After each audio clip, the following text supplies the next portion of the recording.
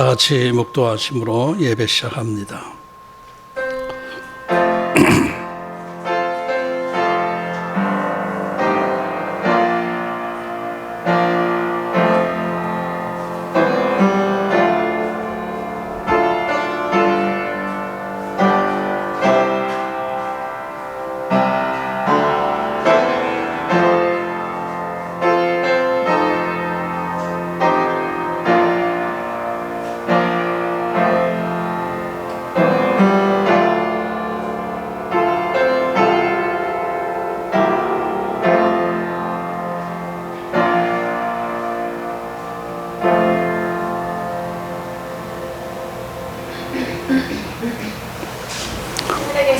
우리 아버지여, 이름이 거룩히 여김을 받으시오며 나라의 임하옵시며 뜻이 하늘에서 이룬 것 같이 땅에서도 이루어지이다.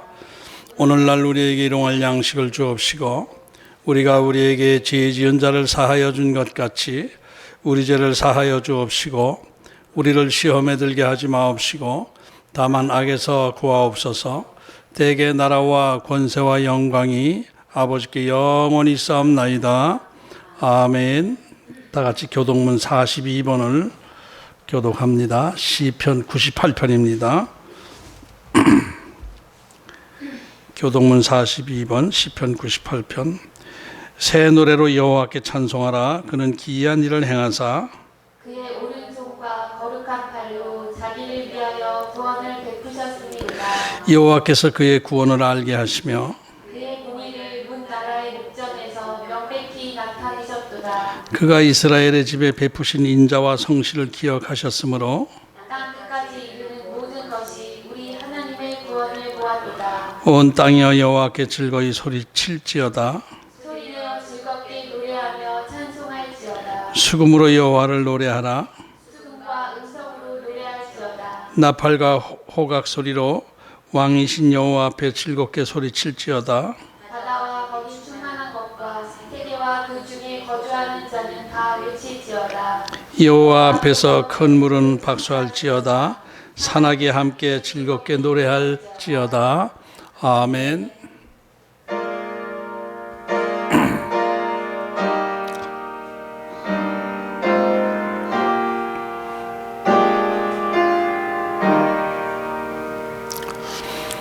성부 성자와 성령 영원히 영광 받으옵소서.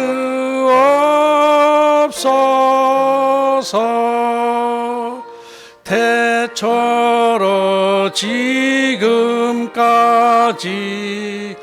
또 길이 영원 무궁 영광 영광 아멘 아멘. 전능하사 천지를 만드신 하나님 아버지를 내가 믿사오며 그의 아들 우리 주 예수 그리스도를 믿사오니 이는 성령으로 잉태하사 동정녀 마리아에게 나시고 본디오 빌라도에게 고난을 받으사 십자가에 못 박혀 죽으시고 장사한 지 사흘 만에 죽은 자 가운데서 다시 살아나시며 하늘에 오르사 전능하신 하나님 우편에 앉아 계시다가 저리로서 산 자와 죽은 자를 심판하러 오시리라. 성령을 믿사오며 거룩한 공회와 성도가 서로 교통하는 것과 죄를 사하여 주시는 것과 몸이 다시 사는 것과 영원히 사는 것을 믿사옵나이다. 아멘. 다 같이 찬송가 37장 부르시고 기도하겠습니다.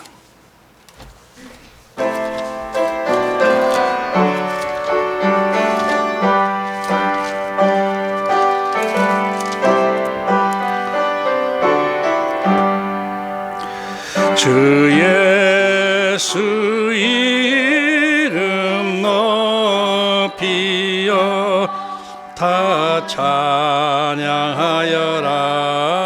다 찬양하여라. 금멸 유감을 들여서 만유의 주를 찬양하세. 찬양 찬양 찬양 만유의 주 찬양. 주 예수 당한 고난을 못 잊을 죄이나 못 잊을 죄이나 내 귀한 법에 바쳐서 만유의 주를 찬양하세. 찬양 찬양 찬양 만유의 주 찬양. 이 지구 위에 거하는 온 세상 사람들 온 세상 사람들 그 신이여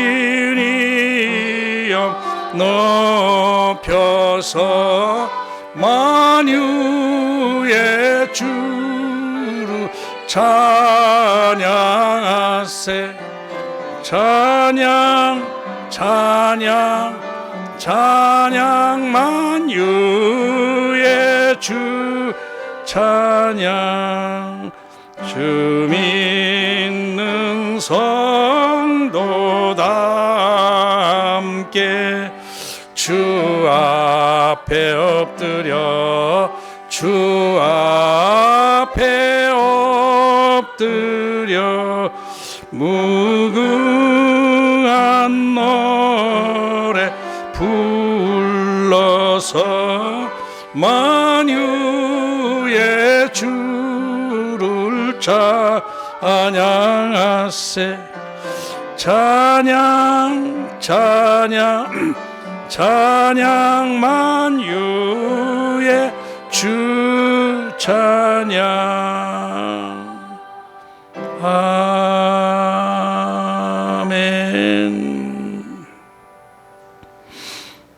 살아계신 하나님 아버지, 감사합니다. 어려운 환경 속에서도 저희들에게 하나님 앞에 예배할 수 있는 길을 열어주시고 또 신령과 진정으로 하나님 앞에 예배할 수 있는 마음과 믿음을 주시오니 참 감사합니다. 세상이 혼란스럽고 어지럽습니다.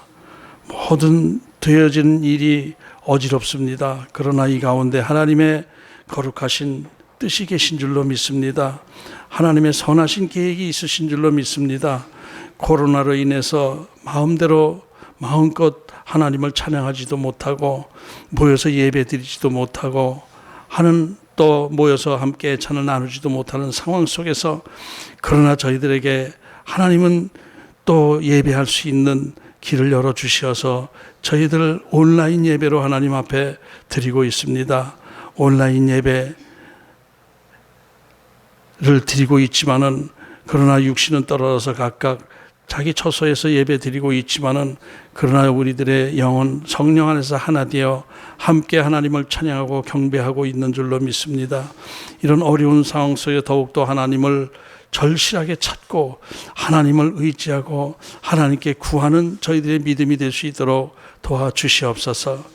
진정한 예배가 무엇인지 이번 기회에도 깨달을 수 있는 기회도 허락하여 주시옵시고, 이번 기회에 저희들의 믿음이 더욱더 회복될 수 있도록 하나님 저희들에게 복을 더하여 주시옵소서. 오늘도 드리는 예배 가운데 주의 성령께서 함께 하신 줄로 믿습니다.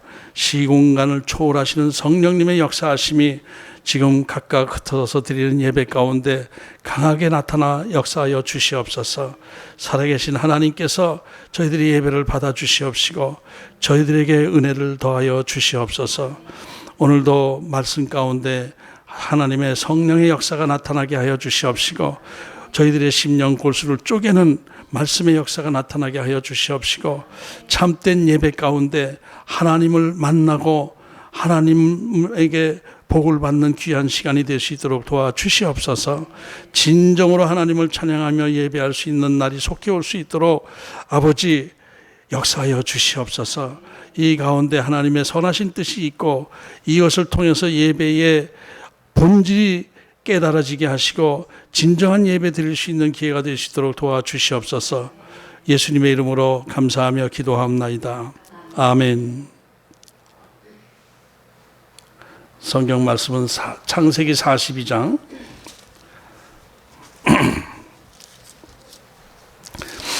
창세기 42장 29절로부터 38절까지 제가 봉독하겠습니다.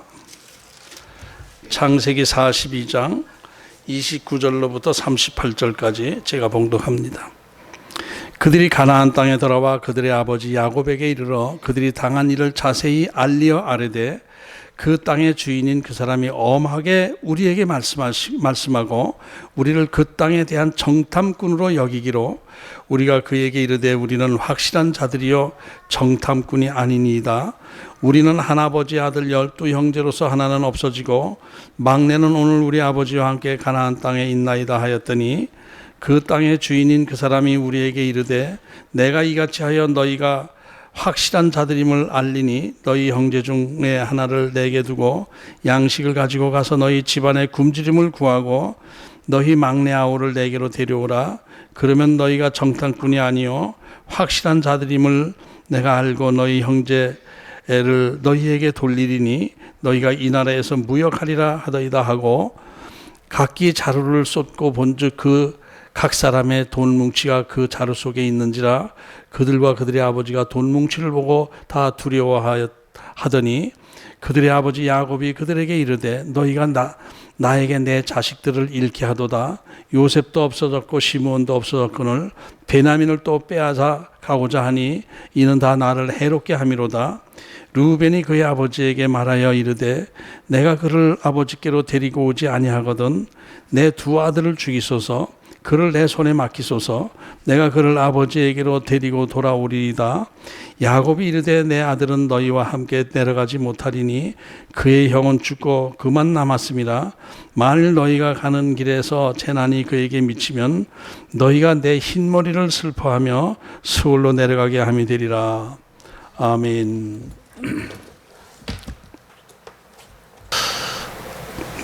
우리가 이 세상 살아가다 보면은 정말 생각지도 못한 일들을 경험하게 될 때가 있습니다. 왜 나에게 이런 일이 생긴단 말인가 라는 그 한탄이 생길 정도의 어려움이 닥치기도 하는 것입니다.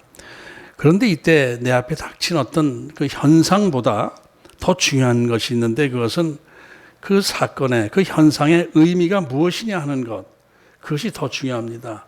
현상보다 더 중요한 것은 그 현상 배후에 깔려있는 의미다라는 것입니다. 우리 삶 가운데 나타나는 모든 현상에는 원인이 있을 것입니다. 이유가 있을 것입니다. 그러나 그 이유, 원인 이것보다도 그 사건이 나에게 주는 의미, 이것이 더 중요한 거예요. 그 의미가 다 있습니다. 그 의미를 바르게 이해하고 반응할 때에 어려움을 우리가 극복하는 길이 열리게도 되고 또 전체적으로 성공적인 인생을 살 수 있게 되는 것입니다. 대부분 그 원인을 알 수 있지만은 그러나 어떤 때에는 아무리 생각해도 자기 앞에 닥친 그 일의 이유도 알 수 없고 자기 앞에 닥친 그 의미도 알 수 없고 이럴 때가 많이 있습니다. 그래서 이런 경우 믿음 없는 사람들은 대개 어떻게 판단하느냐 하면은 그런 상황을 운이 없었다, 재수가 없었다, 어쩌다 우연히 그렇게 된 것이다, 이런 식으로 생각을 하고 마는 경우가 많이 있습니다. 그래서 이런 믿음 없는 사람들은 자기 앞에 어떤 돌발적인 사고가 생길 때에 이것이 나에게 큰 재앙이 될 수 있다라는 생각 때문에 두려워하고 불안해하고 염려하면서 어쩔 줄 몰라서 쩔쩔매고 이렇게 하다 일을 더 망치는 경우가 많이 있는 것입니다. 우리 앞길은 항상 불확실하지 않습니까? 우리의 내일은 항상 불확실한 현실 속에 살아가고 있습니다. 그러다 보니까 점점 더 불안한 거예요. 불확실하기 때문에 더 불안한 거예요. 내가 지금 망하는 길로 가는 것은 아닌가? 지금 이 상황이 나를 망치고 있는 상황은 아닌가? 이런 생각을 하게 되면은 이제 더 낙심하게 되고 좌절하게 되고 하면서 정신적으로 그 상황 속에 포로가 되고 마는 거예요. 꼼짝 못하게 묶이고 마는 거예요. 이러다 보니까 냉정하게 일을 처리하지 못하고 갈팡질팡하다가 결국은 좋게 해결할 수 있는 기회를 놓치고 마는 경우도 많이 있는 거예요. 그래서 우리는 내 앞에 닥치는 사건의 그 의미를 바르게 판단할 수 있는 그런 지혜를 하나님께 구해야 되는 거예요. 우리 그리스도인들은 어떻습니까? 하나님의 자녀들은 우리 앞에 어떤 상황, 어떤 사건이 생겼을 때 그 닥친 상황을 어떻게 해석합니까? 우리들은 다 알고 있죠. 우리 그리스도인들은 내 앞에 어떤 상황이 닥친다 할지라도 하나님을 찾고 하나님의 뜻을 바라봐야 되는 거예요. 내 앞에 닥친 상황 속에서 하나님의 의미를 찾아야 돼요. 하나님이 무슨 뜻으로, 무슨 의미로 이런 일을 나에게 주셨는가, 이것을 바라볼 줄 알아야 된단 말입니다. 우리 삶 가운데 나타난 모든 일들, 어떤 것 하나라도 하나님과 관계없는 일이 있습니까? 하나님과 관계없는 일은 없습니다. 다 하나님의 손 안에서 움직여지고 있는 거예요.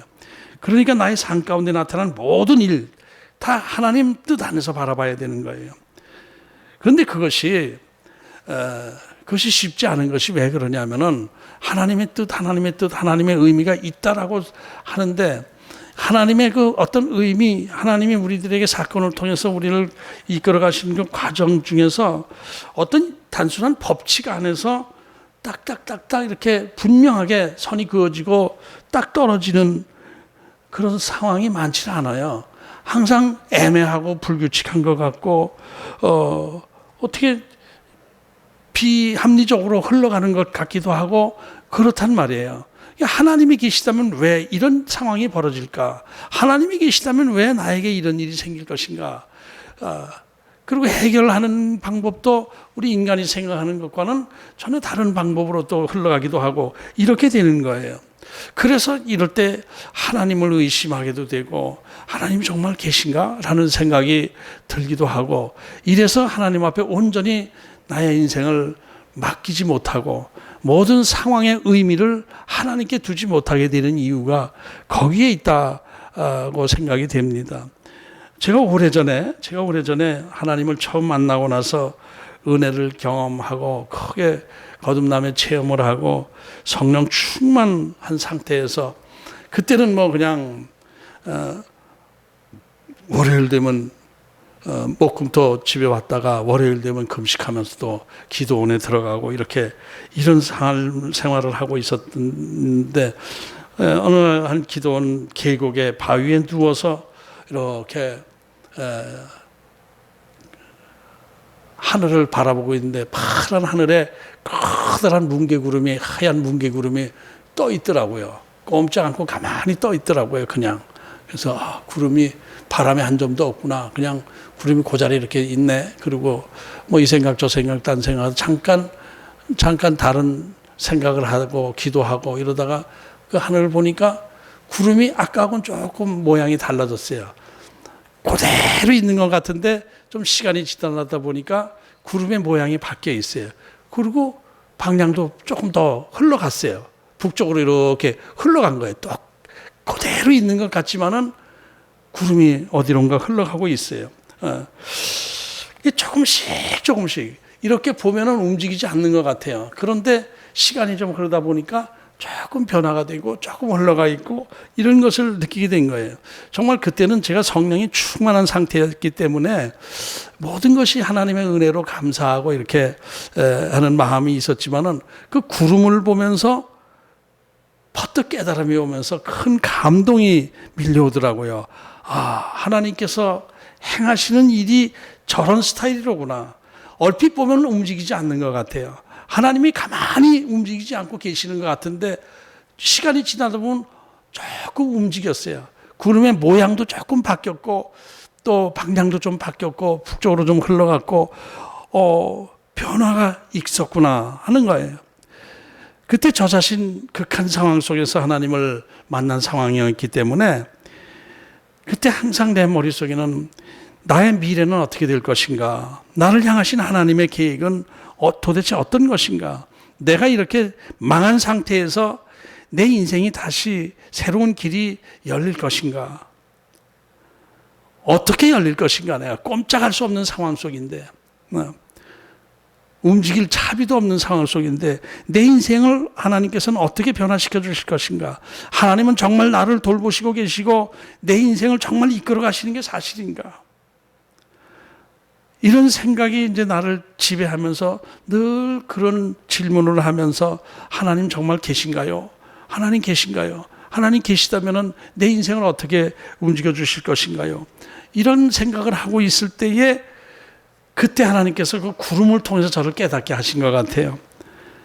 하나님은 분명히 내 인생을 움직여 나가고 계시는구나. 가만히 계신 것 같고 움직이지 않는 것 같지만은 지나고 보니까 조금 움직여졌고 변화가 돼 있고 내 인생도 하나님께서 그렇게 변화시키며 이끌어 나가실 것이로구나 라는 깨달음이 오면서 펑 터졌어요. 막 엉엉 울면서 그 자리에 바위에 엎드려서 기도하던 기억이 납니다. 지금 생각해도 그래요. 이 구름 자체가 흘러가는 모습이 어떤 규칙적으로 착착 좌양 앞으로 가, 우양 앞으로 가 이렇게 가지는 않지 않습니까?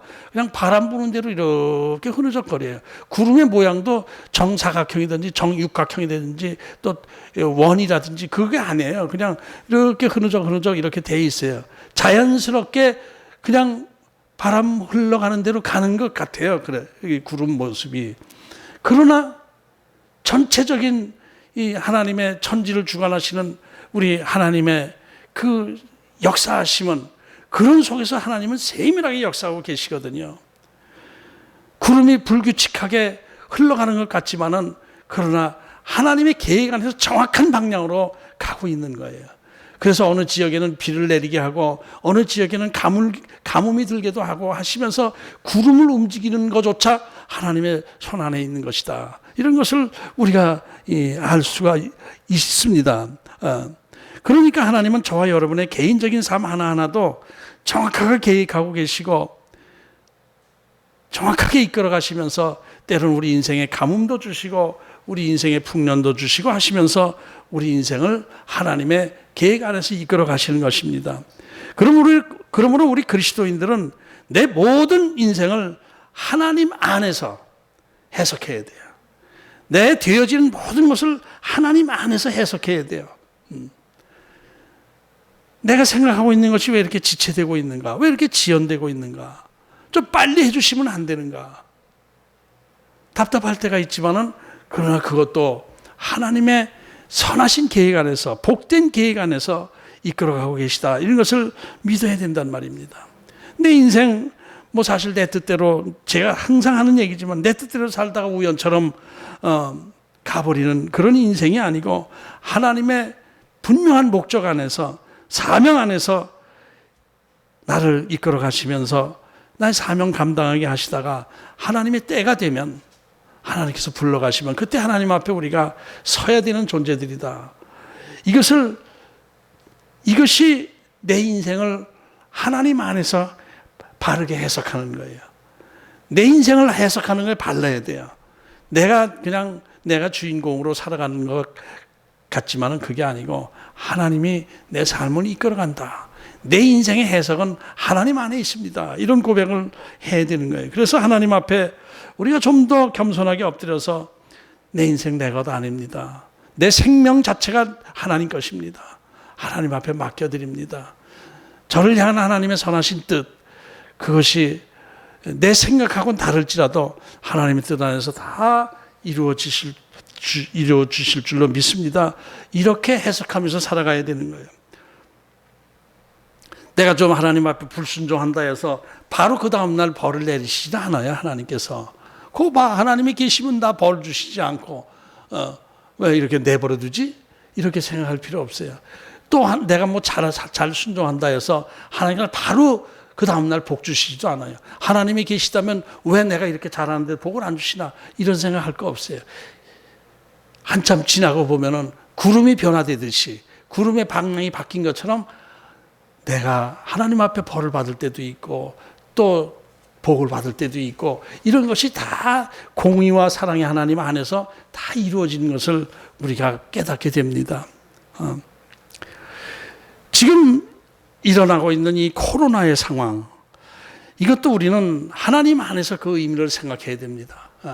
코로나가 왜 생겼다, 어떻게 됐다, 그러면서 어떤 정치적인 판단을 하기도 하고 많은 판단들이 있고 잘잘못을 따지고 하는데, 물론 그런 것도 우리가 전혀 무관심해서는 안 되겠지만은, 그러나 이 코로나의 상황은 궁극적으로 그 배후에는 하나님이 계신 거예요. 하나님 안에서 어떻게 해석하고 어떻게 대응해야 되는가, 이거를 우리가 생각해야 되는 거예요. 이 코로나의 상황이 하나님의 의미는 무엇일까? 이 코로나가 이렇게 쉽게 가라앉지 않고 계속 퍼져나가고 있는 이 상황은 하나님에게는 어떤 의미가 있는 것인가? 이것을 하나님께 겸손하게 기도하면서 바라봐야 되는 것입니다. 저 자신도 처음에 코로나가 막 창궐하고 할 때, 기도할 때, 하나님이 코로나 빨리 물리쳐 주옵소서, 코로나가 빨리 물리쳐서 우리가 마음 놓고 만나고 친교하고 예배 드릴 수 있도록 도와주옵소서, 이렇게 기도했습니다, 처음에. 그런데 차츰차츰 나도 모르는 사이에 기도의 내용이 바뀌어가기 시작하더라고요. 이 코로나를 통해서 계획하신 하나님의 뜻은 어디에 있습니까? 예배 문화가 지금 바뀌고 있습니다. 교회의 미래는 어떻게 될 것입니까? 질문하게 되고 그러나 이 가운데 하나님의 선하신 뜻이 있을 줄로 믿는데 우리가 교회가 회개해야 될 줄 압니다. 그리고 많은 회개를 하나님께서 시키시더라고요. 그러다가 결국은 비대면 예배라는 생전 들어보지도 못한 용어가 생기면서 비대면 예배, 대면 예배 이런 용어가 또 생긴 거예요. 그래서 온라인 예배를 우리가 드리게 되었는데 이게 도대체 무슨 일입니까? 하나님 앞에 예배 드리는 것이 이렇게 지금 방해가 될 정도로 코로나가 이렇게 번지는 것은 하나님 무슨 뜻이 있습니까? 이런 질문을 하면서 그동안 교회가 많은 잘못을 했습니다. 교회가 하나님 앞에 많은 잘못을 했습니다. 세상에서도 본이 되지 못한 삶을 살아왔습니다. 이런 회개를 하나님께서 많이 시켰습니다. 어떤 것이 회개가 되느냐 하면은 그동안 우리는 마음 놓고 전도하고 마음 놓고 예배하고 마음 놓고 찬양하고 그러면서 마음 놓고 애찬도 나누고 이렇게 하면서 예배를 드리지 않았습니까? 그런데 그 예배 마음 놓고 예배 드릴 때 그때 정말 우리가 하나님 앞에 대면 예배를 드렸습니까? 하나님 앞에 대면 예배를 드렸습니까? 인간끼리는 대면하면서 예배를 드렸지만은 그 예배가 과연 하나님 앞에 대면 예배를 드린 것인지 자신이 없더라고요. 인간끼리는 대면 예배를 드렸지만 하나님 앞에서는 비대면 예배를 드린 경우가 너무나 많았던 거예요. 하나님 안 계신 예배를 우리가 얼마나 많이 드렸습니까? 그런 깨달음을 하나님께서 주시더라고요. 지금 우리 사람끼리는 비대면 예배를 드리지만은 지금 이때 중요한 것은 하나님과의 대면 예배를 드리는 것이 중요하다라는 것입니다. 사람끼리는 비대면 예배를 드려요. 그러나 하나님 앞에서는 대면 예배가 되어야 됩니다. 지금 각 처소에서 예배 드리고 있는 성도님들 지금 온라인 예배라고 해서 가정에서 뭐 상표 놓고 이러고 예배 드리고 있겠습니다만은 정말 진정으로 대면 예배가 되어지는 예배가 되기를 축원합니다. 그래서 하나님께서 우리들에게 이런 것을 깨닫게 하시기 위해서 비대면 예배라는 용어도 만들어 주신 것 같아요. 비대면 예배. 살아계신 하나님을 만나는 예배가 되어야 돼요. 살아계신 하나님의 음성을 듣는 예배가 되어야 되는 거예요. 그러나 전에 인간끼리 대면 예배할 때는 인간끼리 만나는 예배, 인간끼리 대화하는 예배, 인간의 생각을 전하는 예배 이런 것들이 얼마나 많았는지 몰라요. 그리고 이번 코로나 사태를 통해서 또 한 가지 또 생각이 나는 것은 하나님께 기도할 때 생각나는 것은 하나님께서 이번 사태를 통해서 알곡과 가라지를 구분시키는 의미도 있는 것으로 보여집니다. 이런 변칙적인 예배 분위기 속에서 이런 어려운 상황 속에서 하나님과 멀어지는 신앙이 있습니다. 하나님과 완전히 떨어져 나가는 신앙도 있습니다. 그러나 이런 어려움 속에서 더욱더 간절히 하나님을 사모하면서 하나님을 찾으면서 하나님과 대면하려고 애를 쓰는 그런 신앙도 있는 거예요. 알곡과 가라지가 구분되는 거예요. 그래서 이번 이런 코로나 사태를 통해서 더욱더 하나님과 가까워지고 하나님과 대면하는 그런 알곡의 신앙을 우리가 확인해야 될 줄 압니다. 나는 가라지 신앙인가 알곡 신앙인가 스스로 한번 생각해 보시기 바랍니다. 어쨌든 이런 사건을 통해서 하나님의 계획은 우리로 하여금 하나님을 더 간절히 찾게 하고 하나님을 만나게 하시고 하나님과 가까이 하시고 동행하게 하시고 복된 길을 예비하고 계시는 그런 복된 과정이다. 이렇게 우리가 생각을 해야 되는 거예요. 지금 이 코로나 사태로 인해서 마음대로 예배드리는 것이 교회가 망하는 길로 하나님께서 이끌어 가시는 것이 아니라 정말 하나님과 대면 예배를 드리고 하나님을 만나는 기회가 될 수 있도록 하나님께서 우리에게 축복해 주시는 아주 좋은 기회다. 이렇게 우리가 판단을 해야 될 것입니다. 믿으십니까? 네. 이제 본론으로 들어가 봅니다. 지금 야곱 집안 지금 인간적으로 생각해 보면은 참 이해할 수 없는 일이 자꾸 발생하고 있는 중입니다. 지금 가나안 지역에 2년째 지금 큰 흉년이 들어가지고 어려움을 겪고 있던 중에 애굽에는 곡식이 남아 돌아서 그냥 그저 곡식 사러 오는 사람 모두에게 다 곡식을 판다더라라는 소문이 들려서 이 야곱의 10아들이 애굽으로 곡식을 사러 갔습니다. 이 42장 2절에 보면은 이렇게 야곱이 말하고 있어요. 야곱이 또 이르되 내가 들은즉 저 애굽에 곡식이 있다 하니 너희는 그리로 가서 거기서 우리를 위하여 사오라. 그러면 우리가 살고 죽지 아니라 하며. 애굽에 가서 곡식을 사오면은 우리가 죽지 아니할 것이다. 굶어 죽지 아니할 것이다. 단순히 육신적인 생각으로 이 상황을 야곱이 그렇게 판단하고 있는 거예요. 하나님의 의미를 생각하지 않고 그저 애굽에 가서 곡식을 사오면 우리가 죽지 않고 살 것이다. 이 생각을 했어요. 그렇게 해서 애굽의 10아들을 보낸 것입니다. 그런데 애굽의 총리라고 하는 사람은 이 10형제를 정탕 끊어 몰아붙이면서 뭐라고 했느냐 하면은 42장 10절을 보면은 이렇게 애굽 총리가 말을 해요. 그들이 그에게 이르되 20절입니다. 20절 42장 20절 너희 막내 아우를 내게로 데리고 오라. 그러면 너희 말이 진실함이 되고 너희가 죽지 아니하리라 하니 그들이 그대로. 여기서 야곱이 뭐라고 그랬죠? 애굽에 가서 곡식을 사오면 우리가 죽지 아니하리라. 그리고 10아들을 보냈어요. 그런데 애굽 총리라는 사람이 너희 진실됨을 나한테 확인시키지 않으면 죽을 것이다. 진실됨을 확인시켜라. 베냐민을 데려오면 너희가 죽지 않고 살 것이니라. 거의 애굽과 똑같은 이 문장 표현을 했어요. 죽지 않고 살 것이다.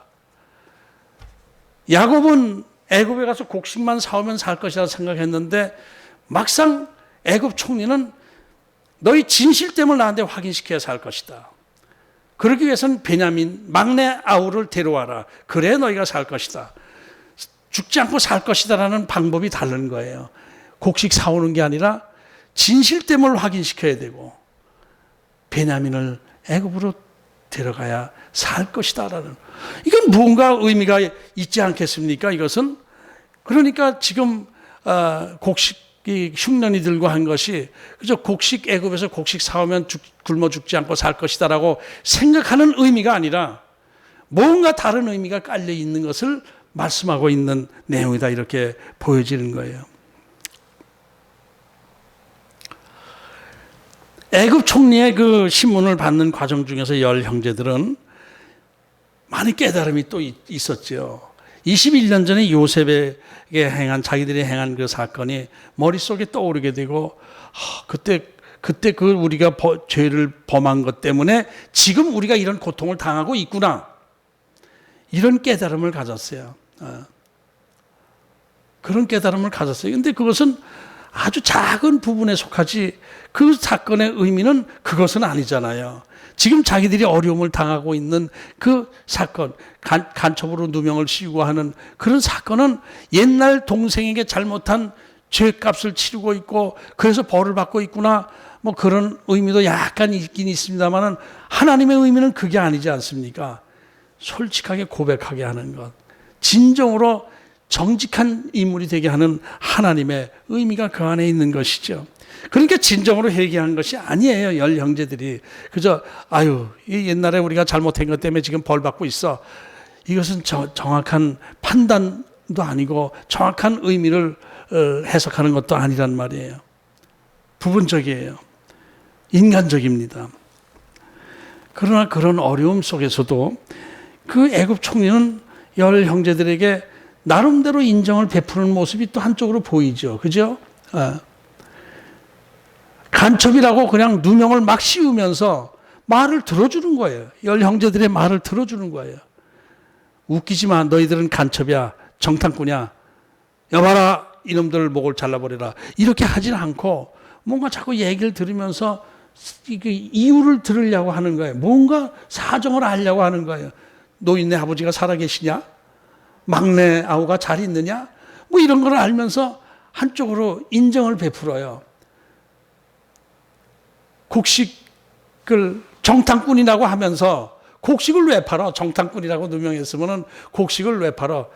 정탐꾼이야 너희들이 곡식 팔 수 없어. 한간이나 곡식을 팔아요.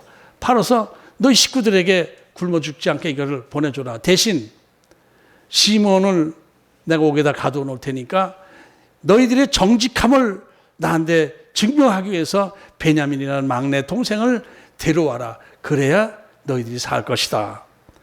시몬을 살릴 수 있을 것이다. 이렇게 얘기한 거예요.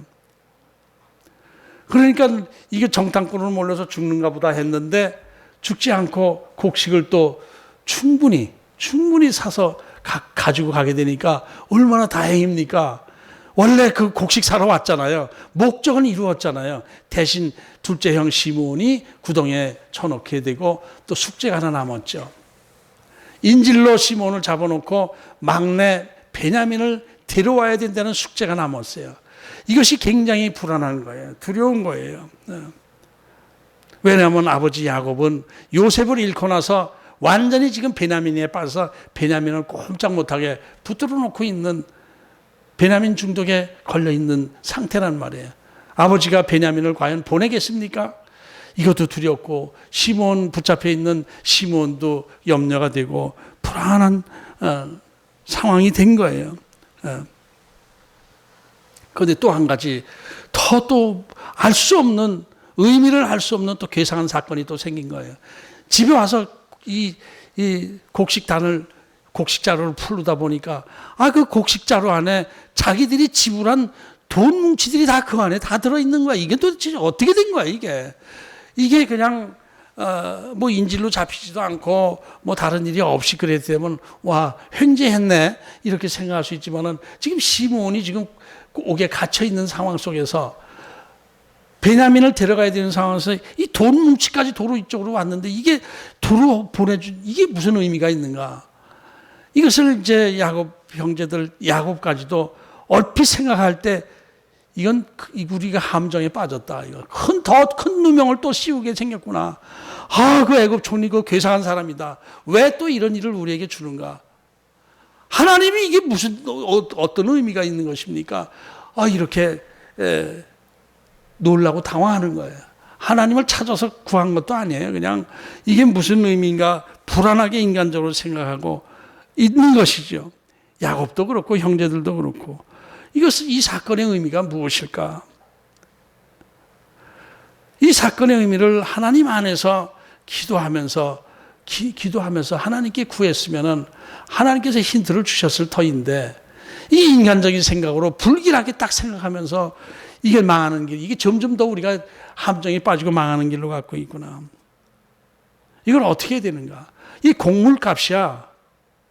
얼른 가서 애굽에 가서 이거 어떻게 들어있네요. 그러고 다시 돈을 반환해 주면은 되겠지만은 근데 갈 때 베냐민을 데려오지 않으면 너의 진실을 확인할 수 없는 거야. 베냐민 데리고 가지 않으면 다 정탐꾼으로 몰려서 시몬처럼 옥에 갇히거나 죽거나 이렇게 될 상황인데 아버지는 어떻게 생각하고 있는 거예요? 오늘 설교 제목대로 다 모든 일이 나 해치려고 하는 일만 생기는 거야 지금. 이러고 있는 거예요. 지금 요셉도 없어지고 시몬도 없어지고 베냐민까지 뺏어가려고 그래 지금. 망치는 길로 가는 거야. 지금 이러고 한탄하고 있는 거예요.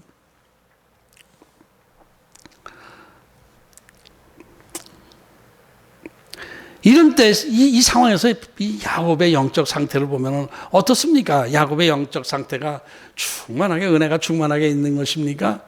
전혀 아니죠, 전혀. 일도 없어요. 영적 충만함은 일도 없어요, 일도. 일도 없다는 말은 무슨 말인지 여러분 아시죠? 하나는 순우리말이고 일은 중국 단어가 섞인 거예요. 좀 유식하게 얘기하는 거예요. 중국말. 일도 없어요. 야곱은 지금 하나님을 향한 그 신앙이 전혀 없습니다. 육신적인 사람이 되어서 그냥 육신적으로 판단하고 있는 그런 모습만 보여요. 다 망하는 길로, 나를 해치는 길로만 지금 가고 있다 이렇게 생각하고 있는 거예요.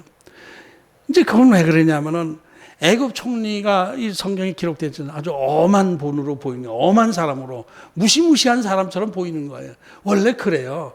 이 권력자 앞에 서게 되면은 권력 가진 사람이 미소를 지어도 징그럽게 보여요. 무섭게 보여요. 그러니 그 애굽 총리가 자기들을 정탐꾼으로 몰아붙이고 있는데 애굽 총리가 인자한 사람으로 보였겠습니까? 무서운 사람으로 보였겠죠. 그러니까 애굽 총리가 한 일을 다 그냥 다 무서운 일이야. 다 자기들을 망치는 길로만 가는 길이란 말이에요.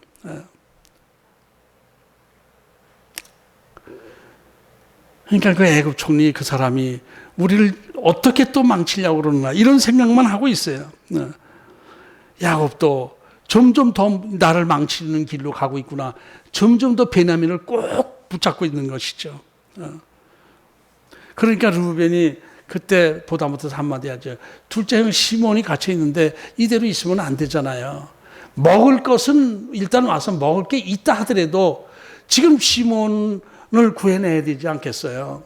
그러니까 르우벤이 아버지한테 얘기를 해요.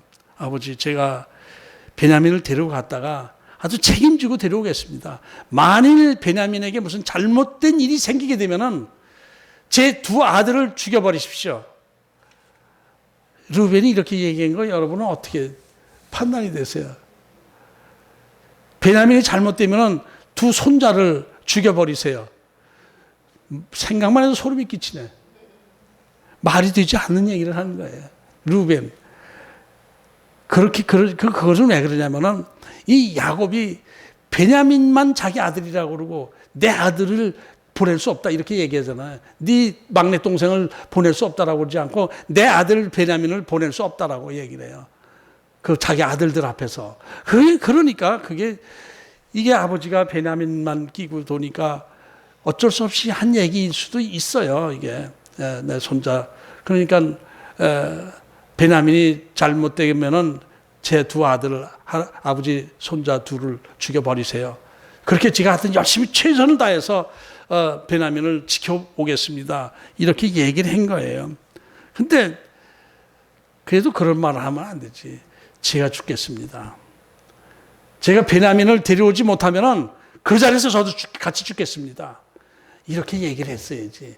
왜 아들을 죽이세요, 아들을? 그거는 또 이럴 수도 있겠다. 자기가 거기 가서 베냐민과 한테 자기도 죽을지도 모르니까 그렇게 되면은 제 아들 둘까지 다 죽여버리세요. 이렇게 했을지도 모르겠다. 어쨌든, 베냐민의, 르우벤의 이런 표현은, 학자들 간에 이것은 하나님의 마음으로 아들을 십자가 지게 하는 하나님의 마음으로 그렇게 얘기한 것이다라고 해석하기도 하고 그러는데 어쨌든 손자를 죽이세요 하는 것은 말이 안 돼. 같이 죽겠습니다. 할 수 없습니다. 이렇게 하는 게 오히려 낫지.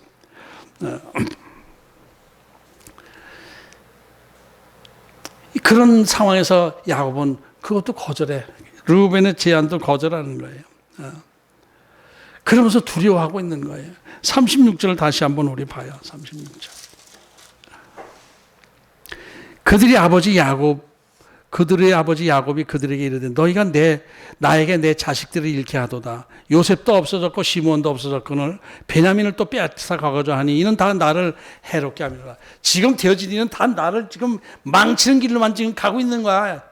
이놈들아. 정말 신앙이 일도 없네. 답답하네. 이런 상황 속에서 이 야곱은 왜 하나님을 찾지 않았을까? 왜 찾지 않았을까?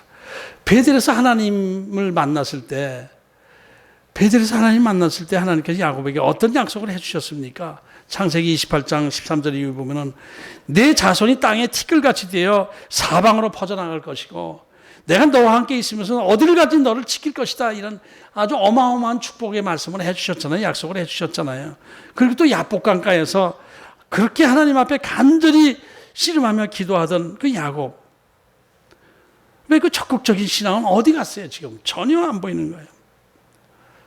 가만히 생각해 보니까, 야곱 입장에서 생각해 보니까, 요셉이 없어지고 나서 야곱은 멘붕 상태가 된 상태, 영적으로 멘붕이 된 거예요. 그래서 하나님의 모든 약속, 그것이 다 믿어지지가 않는 거예요. 어딜 가지 내 너와 함께 하시고 땅끝까지 내 자손들이 다 퍼지게 할 것이다라는 걸 하나도 안 믿어지는 거예요. 또 요셉이 또 꿈을 꿨잖아요. 해달별에게 해달별들이 요셉에게 절하는 거 이런 거 보면서 그걸 의미심장하게 들었어요. 아버지 야곱은 하나님께서 요셉에게 뭔가 뭐를 주실 것이다라고 뭔가 큰 꿈을 주셨는데 비전을 주셨는데 요셉을 하나님께서 크게 들어쓰실 것 같다라는 생각을 했었어요. 그런데 그러던 요셉이 죽어버렸잖아요. 사라져버렸잖아요. 그러니까 이건 하나님의 꿈도 믿을 수 없고 하나님의 약속도 믿을 수 없다 이런 생각 때문에 영적으로 착 가라앉아버린 거예요. 그럴 수 있지 않겠습니까? 뭐 찬성하기는 그래도 공감은 좀 가죠. 왜냐하면 저 자신도 야곱의 줄기세포를 갖고 있으니까 저 자신도 그랬을 것 같아요. 멘붕 상태가 돼서 하나님을 향한 믿음이 1도 없어지는 그런 상황이 된 거예요. 그래서 육신적인 사고방식에 사로잡혀 있다 보니까 하나님께서 그동안 자기에게 베풀어 주셨던 여러 가지 은혜와 축복 이거 다 그냥 다 스스로 다 묶어버리고 버리고 만 거예요. 그래서 지금 야곱이 신앙이 이 상태가 된 것입니다. 우리도 이런 상황 속에서 좀 더 인내하면서 하나님의 뜻을 바라보는 신앙이 돼야 될 줄로 압니다. 옛날에 나를 도와주셨던 하나님이지만 지금은 안 도와주실 것이다. 이렇게 생각할 때가 많이 저 자신이 있는데 그땐 도와주셨지만 지금도 또 도와주실지 어떻게 알아? 이런 믿음이 이런 불신앙적인 생각이 저 안에도 있지만은 하나님은 알파와 오메가 되신 하나님은 옛날에 하나님이 지금도 우리와 함께 하시고 지켜주시고 내 인생을 책임지고 이끌어 가시는 분이다. 내 인생은 여전히 어떤 어려운 상황 속에서도 하나님 안에서 해석해야 된다라고 믿어야 될 것입니다. 좀 힘들지만은 의문이 들지만은 구름이 꼼짝 않고 있는 것 같지만은 변화되는 것처럼 뭔가 하나님은 지금도 움직이고 계시다라는 것을 좀 힘들지만 믿고 의지해야 되는 거예요. 야곱이 그렇게 했더라면 이 지경까지 가지는 않았을 거예요. 냉정하게 인간적으로 생각을 그렇지 않더라도 좀 너무 두렵고 공포감에 사로잡히지 않고 냉정하게만 이 상황을 바라봤어도 이렇게까지는 아니었을 거예요. 애굽 총리가 자기들을 죽이려고 생각했더니 뭐 이게 모함을 이렇게 누명을 씌우고 모함을 하고 뭐 쌀 팔아먹으면서 그렇게 했겠어요? 죽이려면 그대로 그 자리에서 죽여버리지 왜 이런 걸 만들겠어요? 뭐가 뜻이 있을 것 같은데 뭔가 인정을 베푸는 것 같은데 이런 생각을 좀 할 수도 있잖아요. 그 애굽 총리에 뭔가 약간 이상한 데가 있네. 우리를 그래도 배려해 준 것이네. 이렇게만 생각했어도 다 나를 해치려고만 되는 일이야 이렇게 얘기하지는 않았을 거 아니에요. 뭔가 뜻이 있을 것이다. 뭔가 그 사람 그래도 생각이 있는 것 같다. 베냐민을 내려놓을까? 이런 생각을 좀 할 수도 있었을 거예요. 시므온을 구해야 되니까. 근데 그런저런 생각을 안 하고 그저 베냐민의 목숨만 지금 붙잡고 염려하고 있는 것이죠. 야곱의 그 스타일을 봐서는 일단 먹을 게 있으니까 때까지 버티자라고 했을지도 몰라요. 야곱의 스타일에는 잔머리가 잘 돌아간 분이시니까. 지금 돌아가고 있는 모든 상황은 사실 하나님께서 야곱 집안을 향한 야곱 집안이 아니라 이스라엘 민족을 향한 큰 축복의 길을 지금 이렇게 열어주고 계시는 거 아니에요. 망하는 길로 가는 것이 아니라 엄청난 축복의 길로 지금 인도되어지고 있는 것인데 인간의 눈으로 보면 망하는 길로만 가는 것 같이 보여져요. 하나님 큰 전환기를 만들어주고 계시는 과정인데 이런 것들을 지금 알지 못하고 있어요. 우리 인생이 그렇습니다. 지금 이 코로나 사태로 해서 교회 예배 문화가 망치고 있다. 이제는 큰일 났다. 우리나라 신앙이 엉망이 되고 말 것이다. 이렇게만 생각할 거 아니에요. 이 가운데 하나님이 선하신 뜻으로 오히려 더 뜨겁게 우리들을 붙잡아 일으켜 세우시고 하나님 앞에 진정으로 예배하는 하나님 앞에서 대면 예배 드리는 그런 예배로 만들어주고 계시는 과정, 더 큰 하나님 나라를 세워나가는 더 큰 계획을 가지고 계시다라는 것을 우리가 믿어야 될 줄 압니다. 우리 모든 삶도 그래요. 내가 생각하는 이해할 수가 없다. 하나님 왜 이렇게 자꾸 지연이 될까? 무슨 일인지 해결이 되지 않을까? 하나님께서 나를 정말 쓰시는 것인가? 이런 생각이 들 때가 있지만은 내 인생의 해석은 누구에게 맡겨야 돼요? 하나님께 해석을 맡겨야 돼요. 내 인생의 해석은 하나님께 있습니다. 이 나라의 교회 하나님 손 안에 있습니다. 모든 의미가 하나님 뜻 안에 있습니다. 이런 고백을 하면서 하나님 앞에 좀 더 겸손하게 엎드려 기도하는 저와 여러분 되기를 주의 이름으로 축원합니다. 하나님 아버지, 야곱과 그 10 아들들 하는 모습들은 정말 신앙 없이 육신적인 생각으로 자기들 앞에 닥친 상황들이 자기들을 망치고 있는 상황으로만 생각하고 불안에 떨고 공포에 사로잡혀 있는 모습을 보게 됩니다. 그러나 이 모든 과정은 하나님께서 크게 축복해 주시는 과정인 것을 저희들이 압니다. 우리도 이렇게 착각할 때가 많이 있습니다. 하나님께서 우리에게 큰 축복을 주시는 과정 속에서 조금 힘들다고 내가 망하는 길로 가는 것 아니냐 두렵고 염려하는 마음으로 우리가 낙심하고 좌절할 때가 많이 있는데, 이럴 때일수록 좀 더 하나님을 바라보고 하나님을 대면하면서 하나님께 구하고 하나님께 맡기고 모든 인생의 의미를 하나님으로부터 찾는 그런 저희들의 신앙이 될 수 있도록 도와주옵소서. 오늘 예배가 진정으로 하나님과 대면하는 예배가 될 수 있도록 하나님 함께해 주심을 믿고 감사드립니다. 예수님 이름으로 기도합나이다. 아멘. 찬송가 540장 부르시고 봉헌 기도하겠습니다.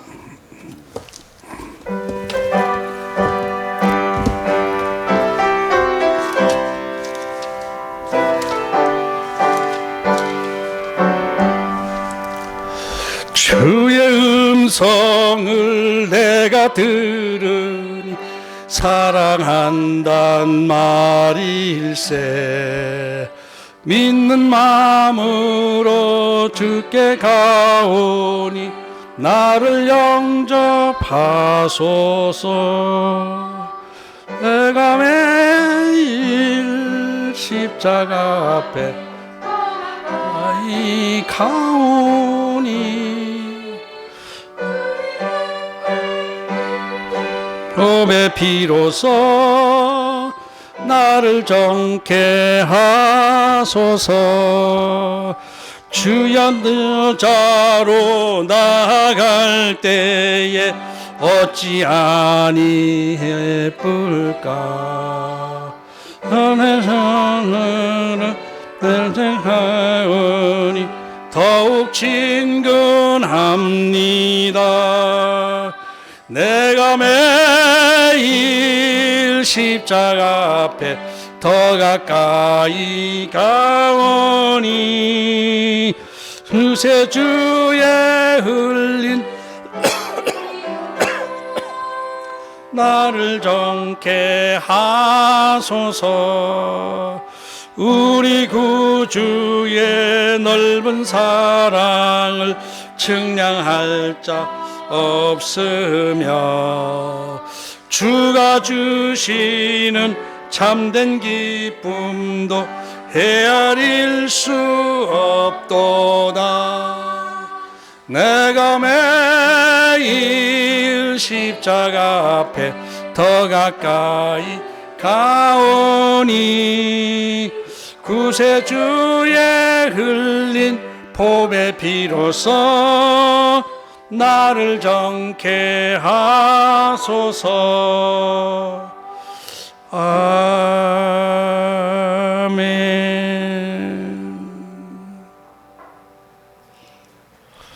봉헌 기도합니다. 하나님 아버지, 저희들이 하나님 앞에 예배하며 마음과 정성을 다하여 하나님 앞에 예물을 드렸습니다. 하나님이 드린 예물을 하나님께서 받아주시옵시고 하나님 앞에 귀하게 쓰이는 예물이 될 수 있도록 축복해 주옵소서.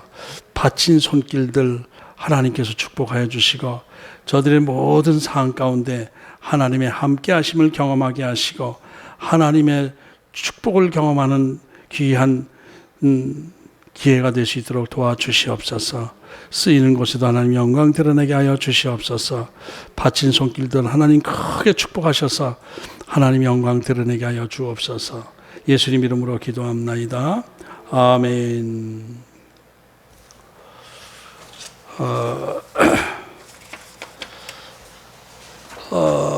뉴스를 보니까 다음 주일은 잘하면 또 예배를 그냥 우리 인간끼리의 대면 예배를 드릴 수 있을 가능성도 있습니다. 그러나 제가 요즘 이렇게 느끼는 것은 우리 인간끼리의 대면 예배보다 더 중요한 것은 하나님과의 대면 예배라고 생각이 됩니다. 어떤 상황에서 어떤 형편에서 예배를 드릴지라도 하나님을 만나는 그런 예배가 되기를 축복합니다. 지금 이런 상황 속에서 더욱더 하나님 앞에 겸손하게 엎드리면서 또 하나님의 뜻을 구하고 진정으로 회개하고 변화되는 우리의 모습이 되기를 바랍니다. 다음 주일 연락을 다 드리겠습니다. 이게 풀어지게 되면 숫자 제한을 하더라도 예배가 허락되면은 우리 모여서 오래간만에 모여서 이렇게 예배 드리는 그런 자리가 되기를 기도하십시다. 우리가 교회를 위해서 기도하시고 성도들을 위해서 기도해 주시기 바랍니다. 우리가 이런 어려운 상황이 반드시 우리가 나쁜 길로만 가는 것은 아니다라는 것을 다시 한번 우리가 깨닫고 더 겸손하게 엎드리고 감사하는 기회가 될 수 있도록 하나님 앞에 기도하는 저 여러분 되기를 바랍니다.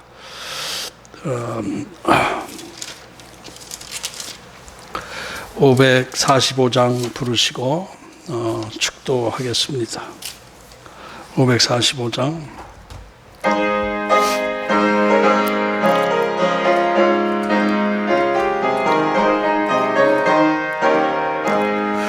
이 눈에 아무 증거 아니 배여도 믿음만을 가지고서 늘 걸으며 이 귀에 아무 소리 아니 들려도 하나님의 약속 위에 서리라.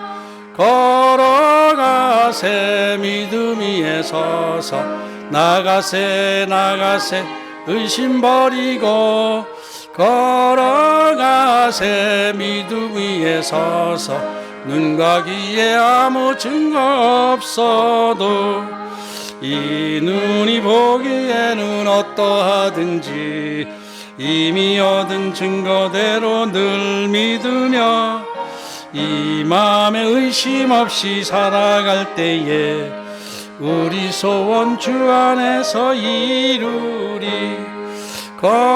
걸어가세 믿음 위에 서서 나가세 의심 버리고 걸어가세 믿음 위에 서서 눈과 귀에 아무 증거 없어도 주님의 거룩함을 누고 맹세한 주 하나님 아버지는 참 미쁘다.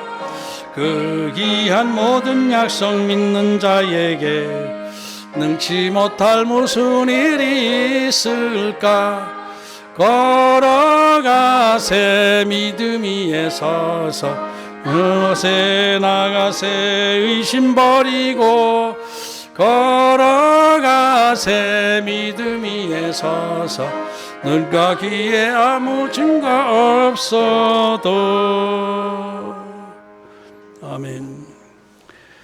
지금은 우리 주 예수 그리스도의 은혜와 하나님 아버지의 만극하신 사랑하심과 성령님의 내주 교통으로 충만하심이 이제 나의 모든 삶의 과정을 하나님의 의미 안에 두고 하나님의 뜻 안에서 해석하면서 하나님의 계획을 믿고 신뢰하며 순종하며 나가기로 다짐하고 돌아가시는 모든 성도들 머리 위에 이제부터 영원까지 함께 하실지어다. 아멘.